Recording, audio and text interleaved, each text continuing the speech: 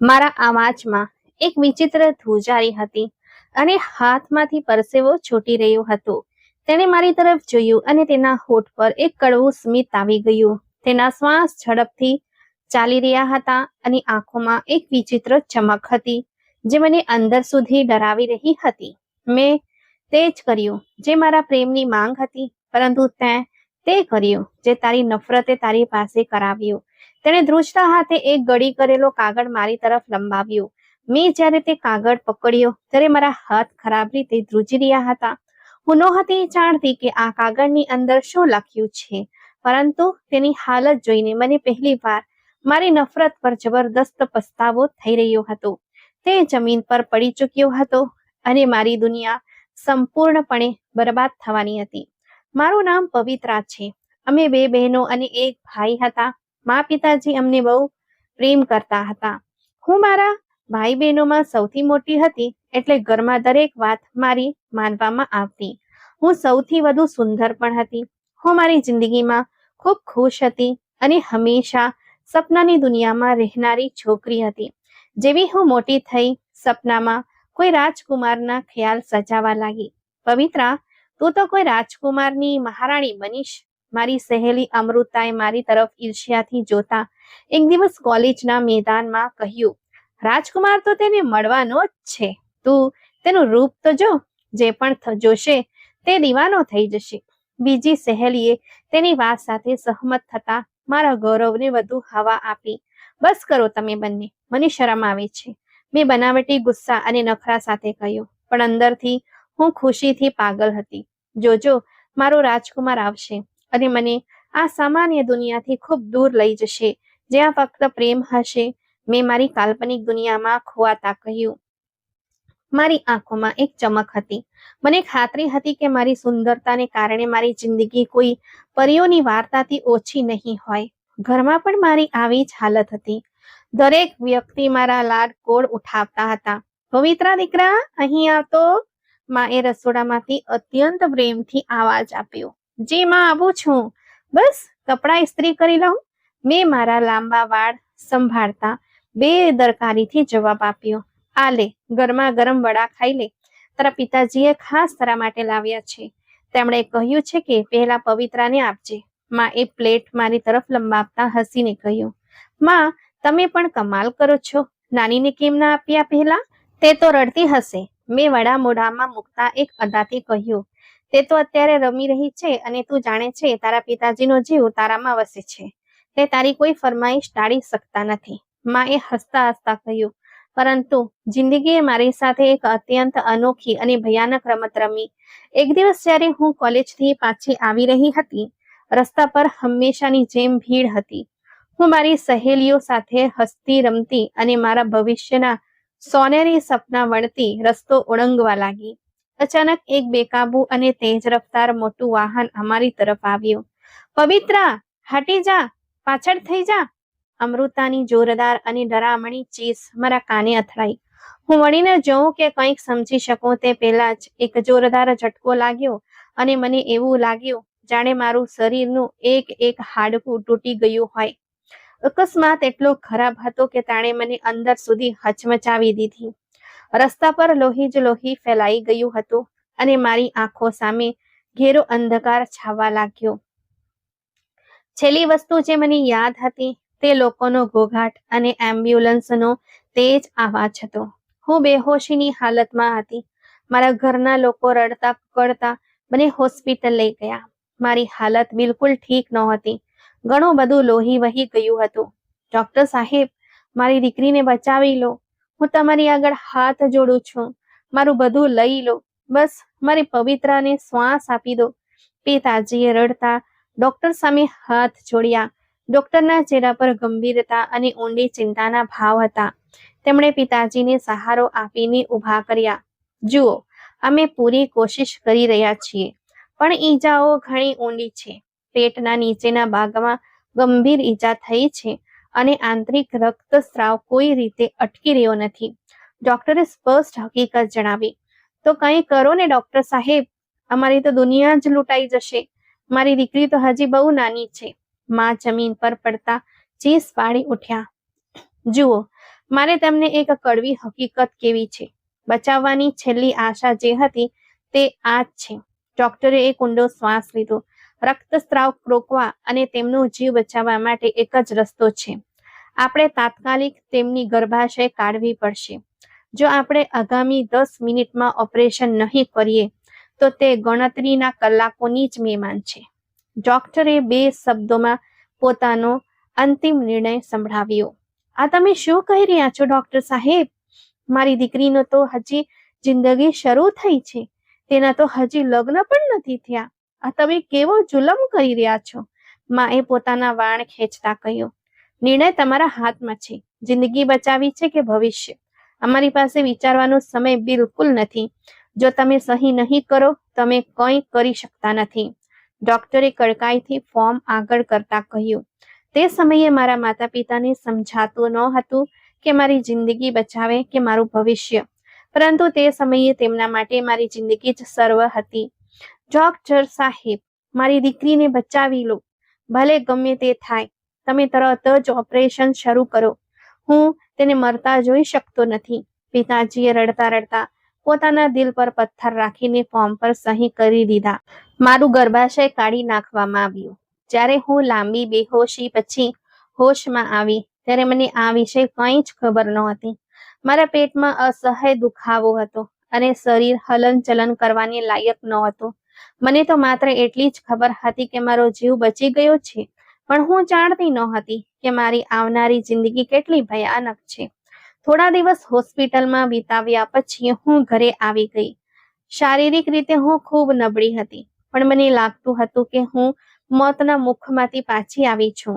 ઘરના લોકો મારું ખૂબ ધ્યાન રાખતા હતા, પણ તેમની આંખોમાં એક વિચિત્ર ઉદાસી અને ડર છુપાયેલો રહેતો હતો. તેઓ મારી સામે નજર મિલાવવાનું ટાળતા હતા. મને આ વાત મારા ઓપરેશનના થોડા દિવસો પછી ખબર પડી. હું મારા રૂમમાં ખાટલા પર સૂતી હતી ત્યારે મને બહાર આંગણામાંથી મોહલ્લાની સ્ત્રીઓનો ગણગણાટનો અવાજ સંભળાયો. બહુ ખરાબ થયું બિચારી પવિત્રા સાથે. અત્યારે તો તેની ઉંમર જ શું હતી? જુવાનીમાં જ તેના પર મુસીબત આવી ગયો. એક સ્ત્રીનો અવાજ આવ્યો, જેમાં બનાવટી સહાનુભૂતિ સ્પષ્ટ દેખાતી હતી. હા હા, સાચું કહી રહી છે. નસીબ જ ખરાબ છે તેનું. હવે તેની સાથે લગ્ન કોણ કરશે? સ્ત્રી તો હોય જ છે બાળક પેદા કરવા માટે. જ્યારે ગર્ભાશય જ નીકળી ગયો તો હવે તે સંપૂર્ણ સ્ત્રી ક્યાં રહી? તે તો આખી ઉંમર માટે વાંચણી થઈ ગઈ. બીજી સ્ત્રીએ ઝેરીલા અંદાજમાં ટિપ્પણી કરી. તેમના શબ્દો મારા કાનમાં ઓગળેલા કાચની જેમ ઉતર્યા. મારું દિલ જોરથી ધબક્યું અને શ્વાસ ગળામાં અટકવા લાગ્યો. મને મારા કાન પર વિશ્વાસ નહોતો આવતો.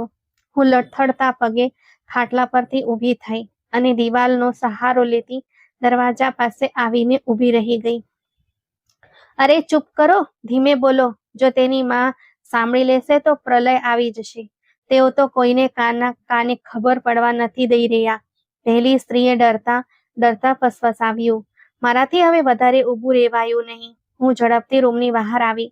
બંને સ્ત્રીઓ મને જોઈને ખરાબ રીતે ગભરાઈ ગઈ અને બહાના બનાવીને ઘરેથી નીકળી ગઈ. મેં તેમની તરફ જોયા વગર સીધો માના રૂમ તરફ રસ્તો પકડ્યો. માં, મેં રડતા રડતા જોરદાર ચીસ પાડી. શું થયું મારી દીકરી? તું કેમ રડે છે? અને તું આ હાલતમાં ઉઠીને કેમ આવી ગઈ? તારા ટાંકા ખુલી જશે. માં ગભરાઈને મારી તરફ દોડ્યા અને મને પકડવાની કોશિશ કરી. મેં પૂરી તાકાતથી માના હાથ ખંખેરી નાખ્યા. માં, મોહલ્લાની સ્ત્રીઓ શું કહી રહી છે? શું એ સાચું છે કે મારું ગર્ભાશય કાઢી નાખવામાં આવ્યું છે? શું ક્યારે માં નહીં બની શકું? મને સાચું કહો માં. મેં લાગણીઓના અતિરેકમાં ધ્રુજતા તેમની આંખોમાં આંખ પરોવીને પૂછ્યું. માના ચહેરાનો રંગ ફિક્કો પડી ગયો. તેમના હોઠ ધ્રુજવા લાગ્યા અને આંખોમાંથી આંસુ વહી નીકળ્યા. પવિત્રા દીકરા, મારી વાત સાંભળ. પોતાને સંભાળ. તું અત્યારે નબળી છે. માએ મને ફરીથી ગળે લગાવવાની કોશિશ કરી. ના માં, મને જૂઠી સાંત્વના નથી જોઈતી. મને ફક્ત સત્ય જાણવું છે. શું એ સ્ત્રીઓ સાચું કહેતી હતી કે આ કોઈ મજાક છે? મેં પાછળ હટતા કડકાઈથી પૂછ્યું. માં ત્યાં જમીન પર બેસી ગયા અને પોક મૂકીને રડવા લાગ્યા. હા બેટા, હા. તારી જિંદગી બચાવવા માટે અમારે આ બધું કરવું પડ્યું. અમારી પાસે બીજો કોઈ રસ્તો ન હતો. ડોક્ટરે કહ્યું હતું કે કાં તો ગર્ભાશય નીકળશે અથવા તારો જીવ જોખમમાં આવી જશે. માં એ રડતા રડતા આ કડવી હકીકતનો સ્વીકાર કરી લીધો. તે સમયે મારા દિલ પર શું વીતી રહ્યું હતું તે માત્ર હું જ જાણતી હતી. મારા તે બધા સપના જે મેં કોઈ રાજકુમાર અને સુંદર ભવિષ્ય વિશે ક્યારે જોયા હતા તે એક જ ક્ષણમાં ટુકડે ટુકડા થઈને વેરવિખેર થઈ ગયા હતા. હું જાણતી હતી કે આવી સ્ત્રીનું આ સમાજમાં શું મહત્વ હોય છે. દરેક પુરુષને એવી સ્ત્રી જોઈએ જે તેનો વંશ આગળ વધારી શકે, જે તેના સંતાનોને જન્મ આપી શકે. મારા જેવી અધૂરી સ્ત્રીને કોણ સ્વીકારે? રાજકુમારના સપના જોતી છોકરી અચાનક એક એવી અંધારી ખાઈમાં પડી ગઈ હતી જ્યાંથી પાછા આવવાનો કોઈ રસ્તો ન હતો. તે દિવસ પછી મારી જિંદગીની બધી રોનક ખતમ થઈ ગઈ. મારી જિંદગી જે મારી સાથે છેતરપિંડી કરી રહી હતી તે કોઈને દેખાતું ન હતું. માં એક દિવસ આ પરિસ્થિતિ કંટાળી ગયા હતા. ક્યાં સુધી હું તેને આમ બેસાડી રાખીશ? મારી નાની દીકરીની પણ ઉંમર વીતી રહી છે. મારે તેના લગ્ન કરવા પડશે. પિતાજી કહેતા કે મારી દીકરી મારા પર બોજ નથી, પણ માં જાણતા હતા કે માતા પિતા પછી મારી જિંદગી કેવી હશે, એટલે તેઓ ગમે તેમ કરીને મારા લગ્ન કરાવી દેવા માંગતા હતા. પછી ભલે તે પુરુષ ગમે તેવો હોય, અંધ, લંગડો કે ઘરડો, બસ મારા નામ સાથે કોઈ પુરુષનું નામ જોડાઈ જાય અને હું આ ઘરમાંથી નીકળી જાઉં. અચાનક એક રાત્રે પિતાજીના ખાંસીના આવાજે રાતના સન્નાટાને ચીરી નાખ્યો. પાણી લાવ પવિત્રા, જલ્દી કર, તારા પિતાજીના શ્વાસ રૂંધાઈ રહ્યા છે. માં એ ધ્રુજતા આવાજે મને આદેશ આપ્યો. મેં ધ્રુજતા હાથે ગ્લાસમાં પાણી રેડ્યું અને તેમના હોઠે લગાવ્યું, પણ પાણી તેમના મોઢામાંથી વહીને કપડા પર પડી ગયું અને તેમનું માથું એક તરફ ઢળી પડ્યું. મારો એકમાત્ર સહારો, મારી છત્ર છાયા હંમેશા માટે છીનવાઈ ગઈ હતી. પિતાજીના ગયા પછી ઘરમાં આર્થિક તંગી વધતી ગઈ. કમાનાર કોઈ નહોતું અને મારી નાની બહેનની સગાઈ થઈ ચૂકી હતી. ઘરની હાલત અને ભાઈની રોજ રોજની ગુંડાગર્દીથી કંટાળીને માએ મારી નાની બહેનની વિદાય કરવાનો નિર્ણય કરી લીધો. ઘરમાં લગ્નની તૈયારીઓ શરૂ થઈ ગઈ, પણ મારા માટે આ બધું કોઈ આફતથી ઓછું નહોતું. માં, હું મોટી છું અને નાની મારા પહેલા જઈ રહી છે. લોકો શું કહેશે? મને કેટલા મેળા મારશે? મેં એક દિવસ માં પાસે બેસીને મારા ઢસકા રોકતા કહ્યું, લોકોના મોઢા હું નથી પકડી શકતી પવિત્રા, તું પોતે કહે, તારું માંગુ કોણ લેશે? અને હું એ બાળકીનું નસીબ કેમ બગાડું જે પોતાના ઘરે જઈને ખુશ રહી શકે છે? તેને તો જવા દે. માએ અત્યંત કઠોર અને નિર્દય લેખો અપનાવતા મને હકીકતનો અરીસો બતાવ્યો. હું ચૂપચાપ ઉઠીને મારા રૂમમાં આવી ગઈ. નાની બહેનની વિદાય દિવસે મેં ગોલ્ડન જોડું પહેર્યું હતું, ત્યારે મોહલ્લાની સ્ત્રીનો ખૂંચતી નજરો મારા અસ્તિત્વને વીંધી રહી હતી. જરા આને જુઓ તો, પોતે વાંજળી છે અને બહેનના લગ્ન પર એવી રીતે બની ઠનીને ફરી રહી છે જાણે હવે પછીનો વારો આનો જ હોય. એક સંબંધી સ્ત્રીએ બીજી સ્ત્રીના કાનમાં ઝેર રોક્યો. મેં તેમની વાતો સાંભળીને માંડ મારા આંસુ રોક્યા અને ત્યાંથી હટી ગઈ. બહેનની વિદાય પછી ઘર સાવ સૂનું સૂનું થઈ ગયું હતું. હવે આ વેરાન ઘરમાં માત્ર હું, મારી વૃદ્ધ બીમાર માં અને એક ભાઈ જ રહી ગયા હતા. માં એ સગપણ કરાવતી માસી મધુને બોલાવી લીધી. તેમની સહન શક્તિ હવે જવાબ આપી ચૂકી હતી. મધુ, મારી મોટી દીકરી માટે કોઈ પણ માંગુ લઈ આવ. હવે મારાથી આનો બોજ સહન નથી થતો. જેવો પણ મળે, બસ મારી દીકરીનું ઘર વસાવી દે. માં એ માસી સામે પોતાના દુપટ્ટાનો છેડો ફેલાવીને વિનંતી કરી. જો બહેન, હું કોશિશ તો કરી રહી છું, પણ તું જાણે છે કે પવિત્રા સાથે જે સમસ્યા છે તેના કારણે કોઈ કુટુંબનો માણસ તૈયાર નથી થતો. દરેકને વારસદાર જોઈએ. માસીએ પાન ચાવતા અત્યંત નિર્દયતાથી જવાબ આપ્યો, મારે કોઈ વારસદાર વાળો નથી જોઈતો. બસ કોઈ તેને રોટલો અને કપડાં આપી દે અને તેની ઇજ્જત સાચવી લે. મારા મર્યા પછી મારો દીકરો તો તેને વેચી ખાશે. માં એ રડતા રડતા પોતાનો ડર વ્યક્ત કર્યો. હું દરવાજાના અડાસથી આ બધું સાંભળી રહી હતી. મારી ઇજ્જત, મારો અહંકાર અને મારી સુંદરતા બધું જ ધૂળમાં મળી ચૂક્યું હતું. હું એક એવી વસ્તુ બની ગઈ હતી જેને કોઈ મફતમાં લેવા પણ તૈયાર નહોતું. થોડા દિવસો પછી માસી મધુ ફરી અમારા ઘરે આવી. તેના ચહેરા પર એક વિચિત્ર સ્મિત અને આંખોમાં લુચ્ચાઈ હતી. અભિનંદન હો પવિત્રાની માં, હું એક એવું માંગુ લાવી છું કે તારી દીકરી રાજ કરશે. છોકરો બહુ અમીર છે, પોતાનું મોટું ઘર છે અને એકલો રહે છે. માસી મધુએ ખુશખબરી સંભળાવતા માનો હાથ પકડ્યો. સાચું કહે છે મધુ? શું છે? શું એ છોકરો પવિત્રાની હકીકત જાણે છે? માની આંખોમાં આશાનું એક કિરણ જાગ્યું. હા, તે બધું જાણે છે, પણ એક સમસ્યા છે. માસી મધુએ અચાનક પોતાનો લહેકો ગંભીર કર્યો. શું સમસ્યા છે? છોકરો અપંગ છે કે તેની પહેલાથી કોઈ પત્ની છે? માએ ગભરાતા પૂછ્યું. ના, છોકરો અપંગ નથી, બસ તે કોઈ સામાન્ય પુરુષ નથી, તે એક કિન્નર છે. માના હાથમાંથી ચાની પ્યાલી છૂટીને જમીન પર પડી અને કકડા થઈ ગઈ. હું જે અંદરથી ચા લાવવાની હતી, મારા ડગલા ત્યાં જ થંભી ગયા. તું આ શું બકવાસ કરી રહી છે મધુ? મારી દીકરી એટલી પણ નીચી નથી પડી કે હું તેના લગ્ન એક કિન્નર સાથે કરાવી દઉં? તું મારા ઘરેથી નીકળી જા. માએ અત્યંત ગુસ્સામાં ચીસ પાડી દરવાજાના તરફ ઈશારો કર્યો. જો બહેન, ગુસ્સો ના કર. તે કિન્નર છે, પણ કમાણી બહુ સારી છે. તેની પોતાની દુકાનો છે. પવિત્રાને રાણી બનાવીને રાખશે. બાકી આ વાંજણી છોકરીને બીજું કોણ અપનાવશે? વિચારી લેજે. માસી અત્યંત નિર્લજ્જા થઈ આ વાક્ય કહીને ઘરેથી નીકળી ગઈ. હું ઝડપથી બહાર આવી અને માને વળગીને ધ્રુસકે રોવા લાગી. માં, હું કોઈ કિન્નર સાથે મારી જિંદગી નહીં વિતાવી છું. શું મારું આવું જ નસીબ હતું? મેં હિબકા ભરતા કહ્યું. માએ મારા માથા પર હાથ ફેરવ્યો, પણ તેમના ચહેરા પર એક વિચિત્ર અને ઊંડી ચિંતા હતી. તે રાત અમે બંને મા દીકરીએ જાગીને વિતાવી. સવાર થઈ ત્યારે માનો નિર્ણય બદલાઈ ચૂક્યો હતો. પવિત્રા, તું તૈયાર થઈ જા. મેં મધુને હા પાડી દીધી છે. માએ નાસ્તાના વાસણો ઉપાડતા અત્યંત સપાટ અવાજે મારા પર આ આફત તોડી. શું માં, તમે પાગલ થઈ ગયા છો? હું એક સ્ત્રી છું.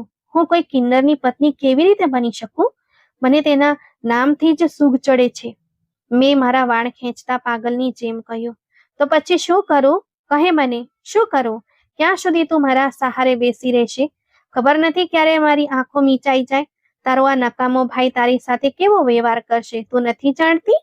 માએ પણ મારી સામે બરાડતા મારો હાથ પકડીને ઝંઝોડ્યો. માં, હું મજૂરી કરી લઈશ, લોકોના ઘરે વાસણ માંજી લઈશ, પણ મને આ અપમાનમાં ન ધકેલો. ભગવાનને ખાતર મારા પર દયા કરો. મેં તેમના પગે પડીને કરગરતા વિનંતી કરી. પવિત્રા, આ સમાજ એકલી સ્ત્રીને જીવવા દેતો નથી. તે તને ઇજ્જતની રોટલી આપશે. જઈને તારા કપડાં પેક કરી લે, લગ્ન રવિવારે છે. માએ પોતાનો અંતિમ નિર્ણય સંભળાવ્યો અને મને રોતી કકડતી છોડીને રૂમની બહાર નીકળી ગયા. રવિવારનો દિવસ મારી જિંદગીનો સૌથી કાળો દિવસ હતો. મેં ગુલાબી કપડાં તો પહેર્યા હતા, પણ મને એવું લાગતું હતું જાણે હું મારું કફન પહેરીને બેઠી છું. કોઈ ઢોલ વાગ્યા નહીં, કોઈ ગીતો ગવાયા નહીં. મોહલ્લાના થોડા લોકો ભેગા થયા અને મારા લગ્ન કરાવી દેવામાં આવ્યું. હું હવે પવિત્રા નહોતી રહી, પણ એક એવું નિર્જીવ શરીર બની ગઈ હતી જેને સંજોગોનો ભોગ ચડાવી દેવામાં આવી હતી. મારી વિદાય થઈ અને એક મોટી ગાડીમાં બેસાડીને લાવવામાં આવી. તે ખરેખર એક બહુ મોટું અને આલીશાન ઘર હતું. ઘરમાં દરેક પ્રકારની સુવિધા હતી, પણ મારા માટે આ બધું ધૂળ સમાન હતું. હું એક સજાવેલા રૂમમાં બેડ પર લપાઈને બેઠી હતી. મારા અંદર એક તોફાન મચ્યું હતું અને દિલ ડર તથા નફરતથી ધબકી રહ્યું હતું. દરવાજો ખુલવાનો અવાજ આવ્યો અને તે રૂમમાં દાખલ થયો. મેં ડરતા નજર ઉઠાવીને તેને જોયો. તેનો કદ ઊંચો હતો અને ચહેરા પર એક વિચિત્ર ગંભીરતા હતી. તેણે સામાન્ય પુરુષો જેવો પહેરવેશ પહેર્યો હતો, પણ મારા મગજમાં માસી મધુની વાત હથોડાની જેમ વાગી રહી હતી કે આ એક કિન્નર છે. તમારે ડરવાની જરૂર નથી પવિત્રા.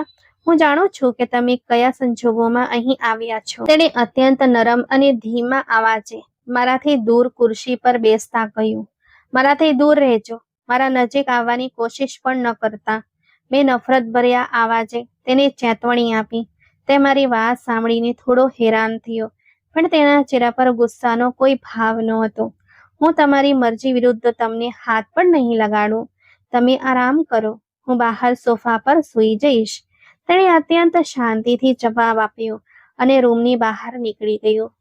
તેના ગયા પછી મેં અંદરથી દરવાજો લોક કરી દીધો. હું દિવાલીને અડેલીને જમીન પર બેસી ગઈ અને ધ્રુસકે રોવા લાગી. હું જ પોતાના સપનાના રાજકુમારને આજે એક કિન્નર સાથે પરણીને તેના ઘરમાં કેદ થઈ ગઈ હતી. આ ઘરમાં મારી જિંદગી એક વિચિત્ર અને ધીમી ગતિએ પસાર થવા લાગી. હું એ કિન્નરને જોઈને ક્યારેક ભારે નવાઈ પામતી હતી. તે મારા પ્રત્યે પાગલપણાની હદ સુધી પ્રેમ વ્યક્ત કરતો હતો. પવિત્રા, આજે હું તારા માટે તારું મનપસંદ ખાવાનું લાવ્યો છું. ચાલ સાથે મળીને જમીએ. એક દિવસ તેણે ડાઇનિંગ ટેબલ પર જમવાનું સજાવતા અત્યંત ખુશ મિજાજમાં મને બોલાવી. મને ભૂખ નથી, તું પોતે ખાઈ લે. મેં તેની નફરત તરફ તિરસ્કારથી જોતા મોઢું ફેરવી લીધું અને પાછી મારા રૂમ તરફ વળવા લાગી. કંઈ તો ખાઈ લે, સવારથી તે કંઈ ખાધું નથી, તારી તબિયત બગડી જશે. તેણે મારી પાછળ આવતા ચિંતાથી કહ્યું. મારી તબિયતની ચિંતા તું ન કર અને મારાથી દૂર રહે. તારો પડછાયો પણ મારા પર પડે છે તો મને સુખ ચડે છે. મેં પલટીને ઝેરીલા આવાજે તેની આંખોમાં જોતા કહ્યું. તેની આંખોમાં એક પળ માટે ઊંડું દુઃખ દેખાયું, પણ તેને તરત જ સ્મિત કરવાનો પ્રયત્ન કર્યો. ઠીક છે, હું ખાવાનું અહીં રાખું છું, જ્યારે ભૂખ લાગે ત્યારે ખાઈ લેજે. તેણે ટ્રે ટેબલ પર મૂકી અને પોતે ઘરની બહાર ચાલ્યો ગયો. તે મને અડતો પણ ન હતો, પણ મારો એટલો ખ્યાલ રાખતો કે મને તેની આ હરકતો પર નવાઈ પણ લાગતી અને જોરદાર ગુસ્સો પણ આવતો. જે રીતે તે મારો ખ્યાલ રાખતો હતો, મને તેનાથી ક્યાંય વધારે તેના પ્રત્યે નફરત અનુભવાતી હતી. એક દિવસ મને તે જ તાવ આવ્યો. મારું આખું શરીર તપી રહ્યું હતું અને મારામાં પથારીમાંથી ઉઠવાની હિંમત નહોતી. તે દુકાનથી પાછો આવ્યો તો મારી હાલત જોઈને પાગલની જેમ પરેશાન થઈ ગયો. પવિત્રા, આ તને શું થઈ ગયું છે? તું તો આગની જેમ સળગી રહી છે. તેણે મારા કપાળ પર હાથ રાખતા ગભરાટમાં કહ્યું. હટાવ તારા આ અપવિત્ર હાથ મારાથી. મેં તાવની તીવ્રતામાં પણ પૂરી તાકાતથી તેનો હાથ છટકી દીધો. તેણે મારી વાતનું ખોટું ન લગાડ્યું. તે તરત જ રસોડામાં ગયો અને ઠંડા પાણીના પોતા લાવીને મારા કપાળ પર મૂકવા લાગ્યો. તે આખી રાત મારા ઓશિકા પાસે બેસી રહ્યો અને મારી સેવા કરતા રહ્યો.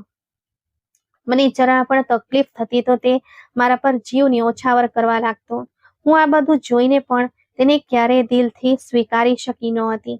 સ્વીકારવાની વાત તો દૂર, પણ મારી તેના પ્રત્યેની નફરત વધુ ને વધુ વધતી જતી હતી.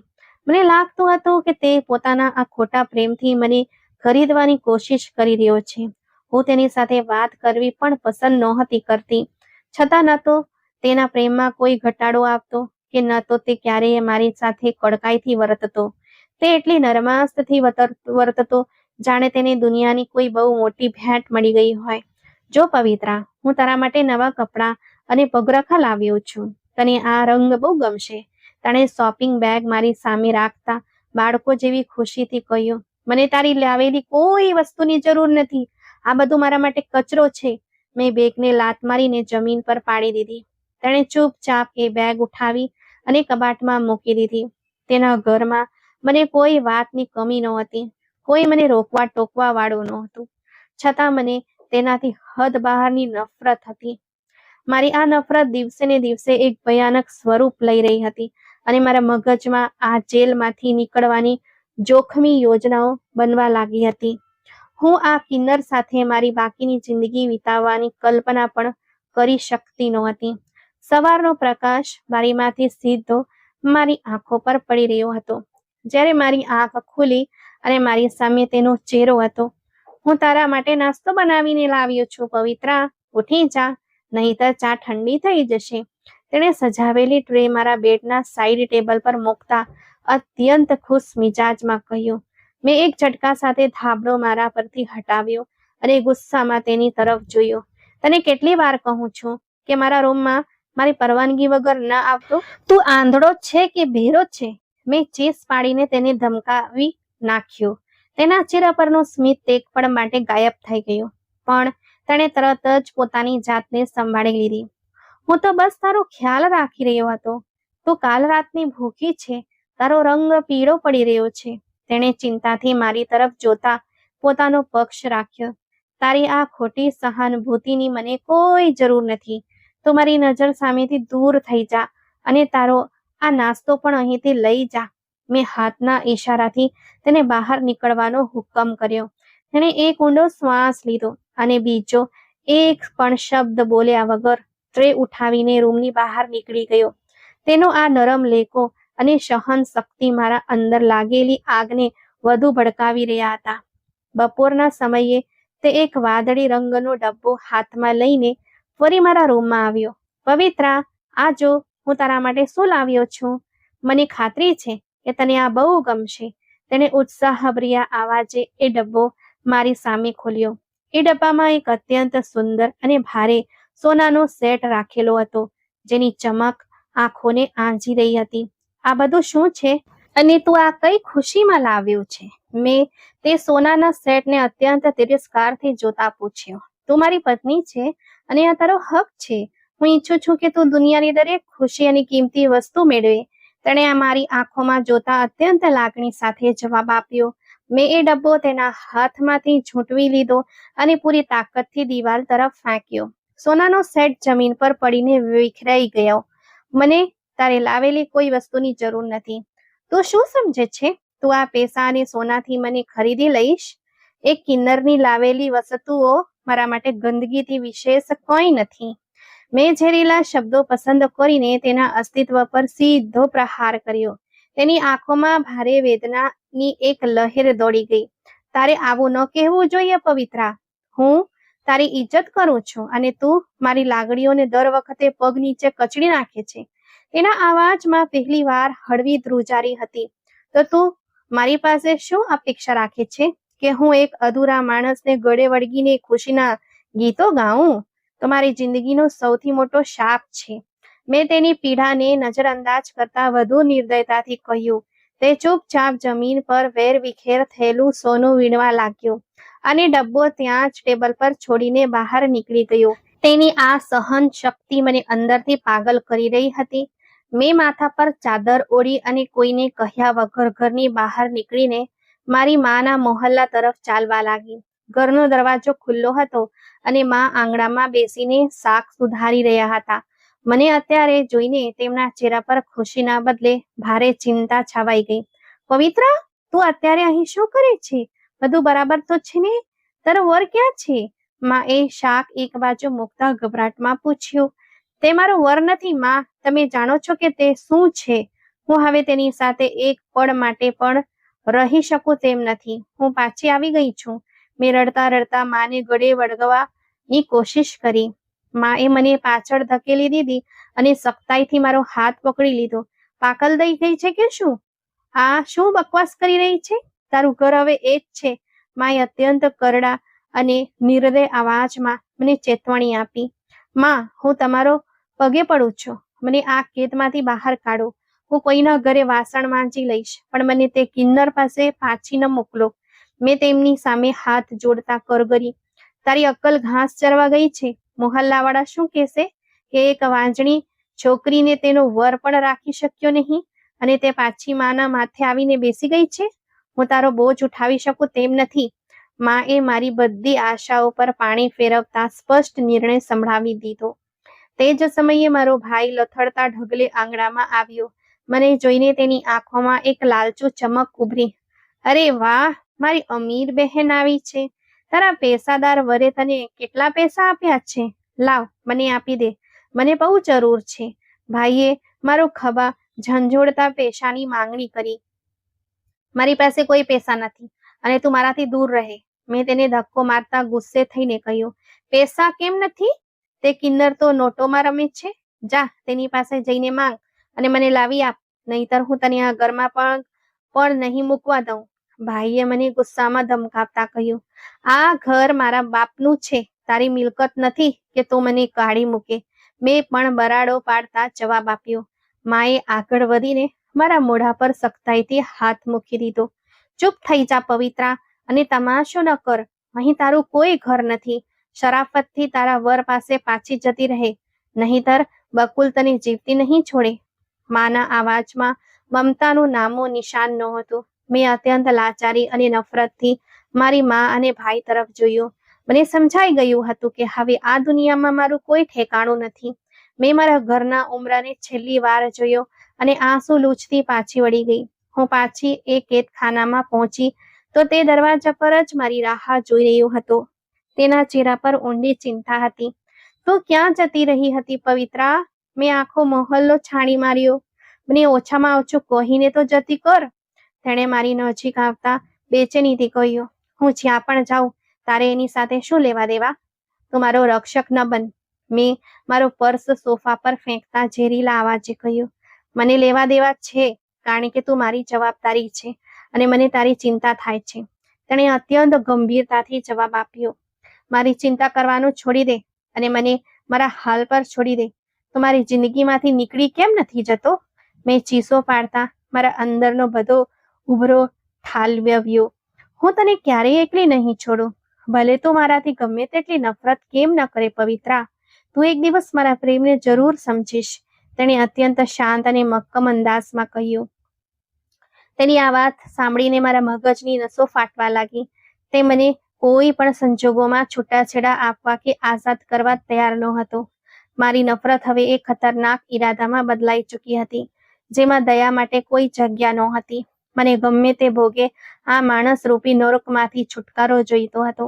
બીજા દિવસે મેં એક નક્કર અને અંતિમ નિર્ણય લઈ લીધો હતો કે હવે મારે શું કરવાનું છે. મેં મારા મગજમાં એક એવી યોજના બનાવી લીધી હતી જેના પછી મારી જિંદગીમાં આ કિન્નરનું કોઈ અસ્તિત્વ રહેવાનું નહોતું. મારે બજાર જવું છે. ઘરમાં થોડો જરૂરી સામાન પૂરો થઈ ગયો છે. મેં સવારે નાસ્તાના ટેબલ પર અત્યંત સપાટ લેખામાં તેણે જાણ કરી, લાવ, મને ચિઠ્ઠી લખીને આપી દે, હું બજારથી બધું લઈ આવીશ. તારે તડકામાં જવાની જરૂર નથી. તેણે તરત જ મારી સગવડનો ખ્યાલ રાખતા ઓફર કરી, ના, સ્ત્રીઓનો થોડો સામાન છે જે હું પોતે જ લાવી શકું છું. તું બસ મને પૈસા આપી દે. મેં નજર ચોરાવીને એક જૂઠું બહાનું કાઢ્યું. તેણે કોઈ પણ સવાલ કર્યા વગર ગજવામાંથી હજારો રૂપિયા કાઢીને મારા હાથમાં મૂકી દીધા. સંભાળીને જજે અને જલ્દી પાછી આવજે, હું તારી રાહ જોઈશ. તેણે હસતા હસતા મને વિદાય આપી. મેં પૈસાને મુઠ્ઠીમાં દબાવ્યા અને ઘરની બહાર નીકળી આવી. મારા ઢગલામાં એક વિચિત્ર ઝડપ હતી અને દિલ પથ્થર જેવું સખત થઈ ગયું હતું. મને તેના મરવા પર કોઈ દુઃખ કે પસ્તાવો થવાનો નહોતો, કારણ કે મારા મતે તે જ મારી બરબાદીનું એકમાત્ર કારણ હતું. મેં સીધું બજાર તરફ પ્રયાણ કર્યું અને એક જૂની કિરિયાણાની દુકાને જઈને ઊભી રહી. મને દવા આપી દો, ઘરમાં બહુ ઉંદર થઈ ગયા છે. મેં દુકાનદાર તરફ જોતા અત્યંત સામાન્ય અને ઠંડા અવાજે કહ્યું. દુકાનદારે એક પળ માટે મને ધ્યાનથી જોઈ અને પછી દુકાનની અંદરથી એક કાળી પડીકી કાઢીને કાઉન્ટર પર મૂકી દીધી. આ બહુ તેજ દવા છે બેન, એને પહોંચથી દૂર રાખજો અને જરા ધ્યાનથી વાપરજો. દુકાનદારે મને ચેતવણી આપતા બાકીના પૈસા પાછા આપ્યા. તમે ચિંતા ના કરો, હું બહુ ધ્યાનથી એનો ઉપયોગ કરીશ. મેં પડીકી મારા પર્સમાં નાખતા એક કટાક્ષભર્યા સ્મિત સાથે જવાબ આપ્યો. મેં બજારમાંથી બીજો થોડો ફાલતુ સામાન ખરીદ્યો, જેથી તેની સામે મારું જૂઠ સાચું સાબિત કરી શકું. ઘર તરફ પાછા વળતા મારું મગજ તેજીથી કામ કરી રહ્યું હતું. મને બસ એક સાચા મોકાની તલાશ હતી, જ્યારે હું આ પડીકી તેના ખાવામાં ભેળવી શકું. મેં એ કાળી પડીકીને મારી મુઠ્ઠીમાં જોરથી દબાવી રાખ્યું હતું, જે મારી આઝાદીની એકમાત્ર ચાવી હતી. રાતનો કાળો અંધકાર રસોડાની બારીમાંથી અંદર ડોકિયું કરી રહ્યો હતો અને મારી મુઠ્ઠીમાં મારી આઝાદીની ચાવી સખ્તાઈથી કેદ હતી. મારું મગજ કોઈ રીઢા ગુનેગારની જેમ ઠંડુ અને શાંત થઈ ગયું હતું અને મારા દિલમાં કોઈ પણ પ્રકારની દયા કે પસ્તાવાનું અસ્તિત્વ નહોતું. ટેબલ પર રાખેલા શાકમાંથી નીકળતી વરાળ મારી આંખો સામે એક ધૂંધળો પડદો બનાવી રહી હતી. મેં મારા ગજવામાંથી એ કાળી પડીકી કાઢી અને અત્યંત ચૂપચાપ તેના ખાવામાં નાખી દીધી. શાકમાં તે સંપૂર્ણપણે ઓગળીને ગાયબ થઈ ગયું. જ્યારે હું તે પડીકી તેના ખાવામાં નાખી રહી હતી, ત્યારે મને મારી પાછળ કોઈના ઢગલાનો અવાજ સંભળાયો. એક ક્ષણ માટે મારા શરીરનું આખું લોહી બરફની જેમ થીજી ગયું અને મારો શ્વાસ ગળામાં અટકી ગયો. મને એ તો ખબર હતી કે કોઈએ મને આ નાખતા જોઈ નથી, પણ જેવી હું પાછળ ફરી, મારી પાછળ મારો પતિ ઊભો હતો. તેના ચહેરા પર એ જ પરંપરાગત ચિંતા અને નરમાશ હતી જે મને હંમેશા ઝેરની જેમ ખૂંચતી હતી. મને જોતા જ તે બોલ્યો, તારી તબિયત ઠીક નહોતી અને તે રસોડામાં કામ કરી રહી છે, ચાલ મારી સાથે, તું આરામ કર. તેનો અવાજ સાંભળીને મેં તરત જ તે ખાલી પડીકી મારા દુપટ્ટાના છેડે છુપાવી દીધું અને મારા ચહેરાના હાવભાવ સાવ બદલી નાખ્યા. મેં જમવાની ટ્રે ઉઠાવી અને બોલી, તારા માટે જમવાની લાવી છું. આજે મેં મારા અવાજની બધી જ કડવાશને એક અત્યંત મીઠા અને સહાનુભૂતિભર્યા કવચમાં છુપાવી દીધી હતી. મારી આ વાત સાંભળીને તે આશ્ચર્ય અને ખુશીથી પોતાની જગ્યાએ જ ઊભો રહી ગયો. તે ખુશ થઈ ગયો કારણ કે આજ સુધી મેં ક્યારેય તેની સાથે નરમાશથી વાત કરી નહોતી. આજે પહેલી વાર હું તેની સાથે આટલા નરમ અવાજે વાત કરી રહી હતી. અમે બંને ડાઇનિંગ ટેબલ પર સામે બેઠા હતા. રૂમમાં એક વિચિત્ર શાંતિ હતી, જેમાં માત્ર વાસણનો અથડાવવાનો હળવો અવાજ ગુંજી રહ્યો હતો. તેની ખુશીનો તો કોઈ પાર નહોતો. તેણે ખુશી ખુશી ખાવાનું શરૂ કરી દીધું. દરેક કોળિયા સાથે તે મારી તરફ અત્યંત પ્રેમ અને આદરભરી નજરે જોતો હતો. તેની આંખોમાં એ ચમક હતી જે કોઈ તરસ્યાને રણમાં પાણી મળવા પર હોય છે. મને તે સમયે તેની આ નજરો એક અત્યંત મૂર્ખ માણસની નજર લાગી રહી હતી, જે મૃત્યુને અમૃત સમજીને પી રહ્યો હતો. આજનું જમવાનું તે બહુ સ્વાદિષ્ટ બનાવ્યું છે પવિત્રા.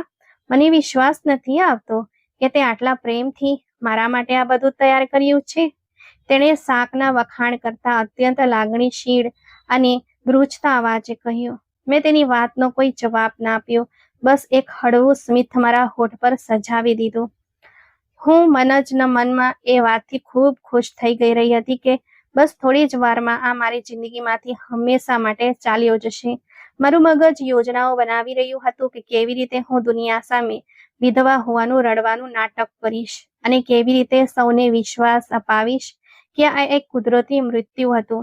મેં મારી અંધ નફરતને એક અત્યંત ભયાનક અંત સુધી પહોંચાડવાનો નિર્ણય કરી લીધો હતો. થોડી વાર પછી ઝેરે તેની અસર બતાવવાનું શરૂ કર્યું અને તેની તબિયત બગડવા લાગી. તેણે અચાનક પોતાના પેટ પર હાથ રાખ્યો અને તેના મોઢામાંથી એક જોરદાર ઉઘરસ નીકળી. તેના કપાળ પર પરસેવાના મોટા ટીપાં ઉપસી આવ્યા અને ચહેરાનો રંગ ઝડપથી લાલ અને પછી વાદળી પડવા લાગ્યો. પવિત્રા, મારા છાતીમાં ખૂબ બળતરા થઈ રહી છે અને મારો શ્વાસ રૂંધાઈ રહ્યો છે. તેણે પાણીનો ગ્લાસ પકડવા માટે પોતાનો હાથ આગળ વધાર્યો. હું મારી ખુરશી પર પથ્થરની મૂર્તિની જેમ બેસી રહી. મેં જાણી જોઈને તેની મદદ કરવા માટે હાથ પણ ન લંબાવ્યો. ગ્લાસ તેના ધ્રુજતા હાથમાંથી છૂટીને ફ્લોર પર પડ્યો અને ટુકડા થઈ ગયા. તે ખુરશીનું સંતુલન જાળવી શક્યો નહીં અને નીચે ફ્લોર પર પડીને માછલીની જેમ તડપવા લાગ્યો. તે ક્ષણે પણ તેણે સ્મિત સાથે મારી તરફ જોયું અને પોતાના ખિસ્સામાંથી એક ચિઠ્ઠી કાઢીને મારા હાથમાં પકડાવી દીધી. તેની હાલત એટલી ખરાબ હતી કે તેના મોઢામાંથી સફેદ ફીણ નીકળવા લાગ્યું હતું, પણ તેની નજરમાં મારા માટે કોઈ ગુસ્સો કે નફરત નહોતી. જેવી તેણે ચિઠ્ઠી મારા હાથમાં આપી, મારું દિલ ધક્ક રહી ગયું. એક અજાણ્યા ડરે મારા અસ્તિત્વને ઘેરી લીધું. મેં ધ્રુજતા હાથે તે વળેલા કાગળને ખોલ્યો. તેના પર લખ્યું હતું કે હું કિન્નર નથી, પરંતુ હું એક સંપૂર્ણ પુરુષ છું. આ શબ્દો વાંચતા જ મારા મગજમાં જાણે હજારો વીજળીઓ એક સાથે કડકી ઉઠી. મારી નજર તે શબ્દો પર જામી ગઈ અને મારા શરીરમાંથી જાણે કોઈએ આત્મા ખેંચી લીધી હોય તે મારું આખું શરીર ધ્રુજવા લાગ્યું. તેણે પત્રમાં આગળ લખ્યું હતું, મને જ્યારે મારા એક સંબંધી પાસેથી તારા વિશે ખબર પડી ત્યારે મેં તારા ઘરે માંગુ મોકલ્યું, કારણ કે મેં તને પહેલાથી જ જોઈ હતી. એવું નથી કે મને તારા પર દયા આવી હતી. હું તે પહેલા પણ તારી સાથે લગ્ન કરવા માંગતો હતો, પણ તારી નાની ઉંમરને કારણે મેં તારા ઘરે માંગવું મોકલ્યું નહોતું. પણ પછી તારી સાથે આ અકસ્માત થયો. ત્યાં તો ક્યારેય મને જોયો પણ નહોતો, પણ મેં નક્કી કરી રાખ્યું હતું કે લગ્ન કરીશ તો ફક્ત તારી સાથે જ. એટલે જ મેં તારી સાથે લગ્ન કર્યા. મેં પાગલની જેમ આ પત્રનો આગળનો ભાગ વાંચવાનું શરૂ કર્યું. મારા હાથ ખરાબ રીતે ધ્રુજી રહ્યા હતા અને આંખો સામે ઘેરો અંધકાર છવાઈ રહ્યો હતો. મારા શ્વાસ એક વિચિત્ર ગૂંગળામણનો શિકાર બની રહ્યા હતા. પરંતુ કિન્નર હોવાનો નાટક ફક્ત એટલા માટે કર્યું કે ક્યાંક તું પોતે લઘુતા ગ્રંથિમાં ન ગરકાવ થઈ જાય. ઉલટાનું હું તને એ આઘાતમાંથી બહાર કાઢીને એક નવી જિંદગી તરફ લાવવા માંગતો હતો, પણ તે ક્યારેય મારા પ્રેમની કદર ન કરી. મેં હંમેશા તારી ઇજ્જતને સર્વોપરી રાખી. તને પ્રેમ કરું છું, પણ તને ક્યારેય ડરાવવા નહોતો માંગતો. તે ચિઠ્ઠીની સાથે એક મેડિકલ રિપોર્ટ પણ હતો, જે સાબિત કરતો હતો કે તે ખરેખર એક પુરુષ હતો. મારા હાથમાંથી તે મેડિકલ રિપોર્ટ છૂટીને જમીન પર પડી ગયો. મારી આંખોમાંથી આંસુઓનું પૂર ઉમટી આવ્યું. બધી ક્રૂરતા એક ક્ષણમાં વેરવિખેર થઈ ગઈ.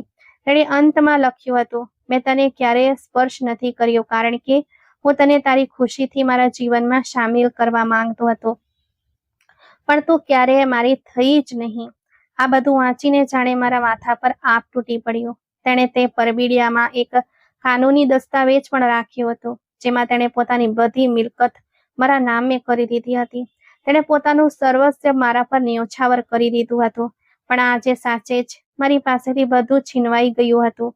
મારી આઝાદીની જે છાવી પર મને ગર્વ હતો, તે હકીકતમાં મારી અનંત ગુલામી અને બરબાદી બની ગઈ હતી. ભગવાન માટે મને માફ કરી દે. મેં તારા ખાવામાં ઝેર ભેળવ્યું છે. હું અત્યારે જ ડોક્ટરને બોલાવું છું. તું મને આમ એકલી છોડીને ન જઈ શકે. મેં મારો ધ્રુજતો હાથ તેના ચહેરા પર રાખ્યો.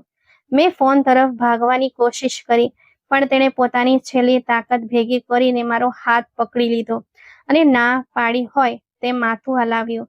હવે બહુ મોડું થઈ ગયું છે પવિત્રા. મને ખુશી છે કે મારા છેલ્લા સમયે તમારી આટલી નજીક છે. તેણે પોતાનો હાથ ઉઠાવીને મારા ચહેરાને સ્પર્શવા ઈચ્છ્યો, પણ તેનો હાથ અધવચ્ચે જ નિઃપ્રાણ થઈને ફ્લોર પર પડી ગયો. ભગવાને તો મારી ઈચ્છા પૂરી કરી હતી. મને મારા સપનાનો રાજકુમાર આપ્યો હતો, પણ મેં તેની કદર ન કરી. તેનો પ્રેમ ક્યારેય પાછો આવી શકે તેમ નહોતો, કારણ કે મારી નજર સામે જ તડપી તડપીને તેનું મૃત્યુ થઈ ગયું, જેમાં છેલ્લી ક્ષણ સુધી મારા માટે માત્ર પ્રેમ હતો. મેં તેના છાતી પર માથું રાખ્યું અને ધ્રુસકે રડવા લાગી. હું એક ખૂની હતી, જેણે પોતાના જ રક્ષક, પોતાના સાચા પ્રેમીને પોતાના હાથે જ મૃત્યુ આપી દીધું. રૂમની દિવાલો મારી કરુણ ચીસોથી ગૂંજી રહી હતી, પણ એ ચીસો સાંભળનાર તે એકમાત્ર માણસ હવે આ દુનિયામાં રહ્યો ન હતો. હું પોતાની જાતને માફ કરી શકતી નહોતી. જે વ્યક્તિએ મારી ખામીઓને પોતાના માથે લઈને મને પૂર્ણ કરવાની કોશિશ કરી, મેં મારા ગર્વ અને અંધ નફરતમાં તેનો જીવ લઈ લીધો. આ કારણે મેં પોતાની જાતને સજા માટે પસંદ કરી અને સીધી જઈને પોલીસને હવાલે કરી દીધી. મેં મારા પતિનો જીવ લીધો છે. મને ધરપકડ કરી લો. મેં પોલીસ સ્ટેશનમાં તપાસ અધિકારી સામે ઊભા રહીને કોઈ પણ ખચકાટ વિના પોતાનો ગુનો સ્વીકારી લીધો. કોર્ટમાં સુનાવણી દરમિયાન મેં મારા બચાવમાં એક શબ્દ પણ ન કહ્યો. હું ઈચ્છતી હતી કે મને કઠોરમાં કઠોર સજા મળે, જેથી મારી આ પીડાનો અંત આવે, પરંતુ કોર્ટે સંજોગો અને પુરાવાઓને ધ્યાનમાં રાખીને મને આજીવન કેદની સજા ફટકારી. મેં જેલની કાળી કોટડીમાં મારી સજા કાપી, પણ મારા દિલને હજુ સુધી શાંતિ મળી શકી નથી. દર રાત્રે તેનો સ્મિત કરતો ચહેરો, તે ઝેરીલો કોળિયો અને તેનું છેલ્લું લખાણ મારી આંખો સામે તરવરતું રહે છે. મારી જિંદગી હકીકતમાં હવે બરબાદ થઈ છે, જ્યારે મેં મારા હાથે જ મારું બધું લૂંટાવી દીધું. મને સમજાઈ ગયું હતું કે મારી બાહ્ય સુંદરતા પાછળ એક અત્યંત કદરૂપો આત્મા છુપાયેલો હતો, જેણે એક હીરાને પથ્થર સમજીને ઠુકરાવી દીધો. મારી ઉતાવળ, મારી નફરત અને મારી અજ્ઞાનતાએ મને એવા સ્થાને લાવીને ઊભી કરી દીધી હતી, જ્યાંથી પાછા ફરવાનો કોઈ રસ્તો ન હતો. આ દુનિયા અને તેના સંબંધો કેટલા વિચિત્ર હોય છે. આપણે એ વસ્તુઓ પાછળ ભાગીએ છીએ મિત્રો, જે આપણને બરબાદ કરી દે છે, અને એ સંબંધોને ઠુકરાવી દઈએ છીએ જે આપણા અસ્તિત્વની ખાતરી આપે છે. દરેક વસ્તુ જેવી દેખાય છે તેવી હોતી નથી. જે લોકો મૌન રહીને પ્રેમ કરે છે તે જ સૌથી સાચા હોય છે.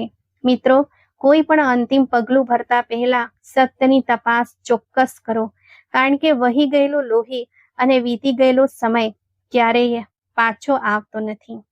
તો મિત્રો, આ વાર્તા વિશે તમારો શું અભિપ્રાય છે તે કમેન્ટ કરીને જરૂર જણાવશો.